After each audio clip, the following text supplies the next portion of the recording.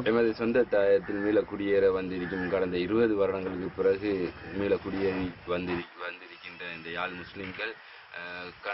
இன்னல்களுக்கும் சிக்கல்களுக்கும் மத்தியில் அவர்களுடைய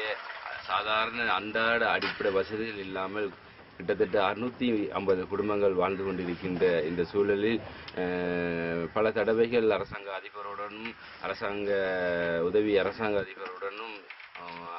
அரசாங்கத்துடனும் அரசு சார்பற்ற நிறுவனத்துடனும் நாங்கள் பேசி எங்களுடைய அடிப்படை வசதிகள் அன்றாடைய நிவாரணப் பொருட்களையும் அவர்கள் வந்து ஒரு இடத்தில் இருக்கக்கூடிய ஒரு கொட்டகைகளையோ ஒரு தகரங்களையோ ஒரு கொட்டல்களையோ அதிலே எங்களுக்கு பெற்றுத்தர வேண்டும். அன்றாட கொடுக்கக்கூடிய அந்த கொடுப்பனங்களை எமக்கு தர வேண்டும் என்று பல தடவைகள் கேட்டும் பொழுது எங்களுக்கு இன்னும் அது வழங்காத ஒரு கட்டத்தில் செவ்வாய்க்கிழமை சரியாக 4 மணிக்கு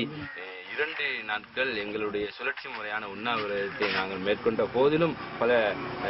ஊடகங்கள் எமக்கு வந்து தகவல்களை எடுத்து அதை வெளிப்படுத்தியும் எந்த அரசாங்கமோ சார்பற்ற நிறுவனமோ இதுவரையும் எம்மை வந்து பார்க்காத ஒரு சூழ்நிலையில் இன்று சரியாக காலை 9 மணிக்கு நாங்கள் ஒரு முடிவெடுத்திருக்கிறோம். சாகும் வரை உண்ணாவிரதம்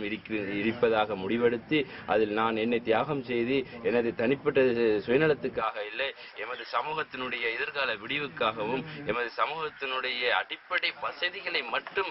செய்து தர வேண்டும் என்று கோரி இன்றைய தினம் 9 மணியிலிருந்து சாகுமுறை உண்ணாவிரதம் இருப்பதாக முடிவெடுத்திருக்கின்றோம்.